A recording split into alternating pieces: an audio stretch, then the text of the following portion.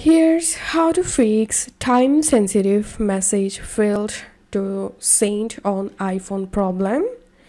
So the first solution is check your internet connection. If you're using poor internet connection, then it may be the cause of this problem. So all you have to do is just switch your internet between Wi-Fi or cellular. Make sure to use a strong network and then check the issue. And the second solution is go to your settings, tap on your name, tap on iCloud, and here disable messages and re-enable it and then check the issue. And the third solution is turning off VPN. Go to your settings and tap on VPN. If you're connected to VPN, all you have to do is just disable VPN and hope this solution will fix your problem.